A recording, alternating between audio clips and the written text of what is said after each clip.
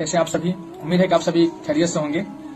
कल मैं एक डिबेट देख रहा था जिसका मौजूद था डज गॉड एग्जिस्ट। देखिए, ईश्वर को ना तो पूरी तरह से सिद्ध किया जा सकता है और ना ही पूरी तरह से नकारा जा सकता है। यह विश्वास या अविश्वास का सवाल है जो व्यक्ति की सोच पर निर्भर करता है। फिर भी लोग सवाल करते हैं, अगर ईश्वर है तो उसका सबूत क्या है, और अगर ईश्वर नहीं है तो अरबों लोग उस पर विश्वास क्यों करते हैं। देखिए, इसमें देखने के बाद मुझे एक शेर याद आता है कि सलीका ही नहीं शायद उन्हें महसूस करने का, जो कहते हैं खुदा है तो नजर आना जरूरी है।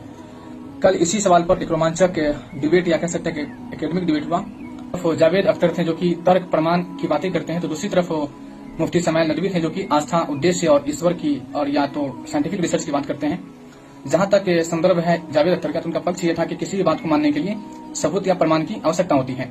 और इसी संदर्भ में जावेद अख्तर कहते हैं कि ईश्वर के अस्तित्व के लिए कोई ठोस या अनुभाज्य प्रमाण का होना जरूरी है। जहां प्रमाण खत्म होता है तो वहीं से आस्था की शुरुआत होती है। तो ईश्वर अगर सिद्ध हो जाए तो आस्था की क्या जरूरत।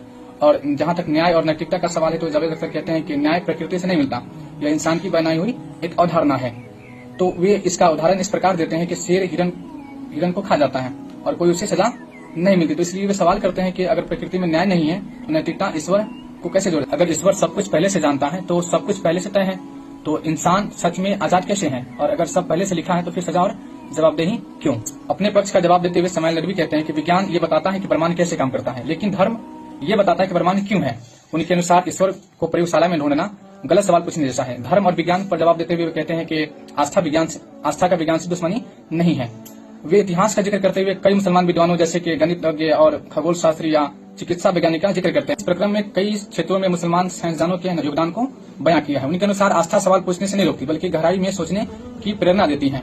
आस्था अंधविश्वास नहीं। मुफ्ती नदवी कहते हैं कि हर चीज को मशीन से मापा नहीं जा सकता है, जैसे कि प्रेम, चेतना, नैतिकता, वैसे ही ईश्वर भी भौतिक प्रमाण से परे है। नदवी कहते हैं कि, और उन्होंने व्याख्या किया है फ्री विल का, और वे उदाहरण देते हैं कि एक शिक्षक जानता है कि कोई छात्र फेल हो सकता है लेकिन वह उसे फेल होने पे मजबूर नहीं करता। उसी तरह ईश्वर का जानना और इंसान का चुनाव करना ये दो अलग अलग बातें हैं और ये नेचुरल सिलेक्शन का हिस्सा है। इन दोनों की बातें सुनने के बाद जो मेरा निष्कर्ष है वो ये है कि यह बहस किसी एक को विजेता घोषित नहीं करता है और ये दिखाता है कि ईश्वर का अस्तित्व तर्क से पूरी तरह सिद्ध नहीं किया जा सकता और न ही पूरी तरह से नकारा जा सकता है। विश्वास और अविश्वास दोनों ही व्यक्ति के दृष्टिकोण पर निर्भर करता है या उसके नजरिए पे निर्भर करता है। Thank you so much.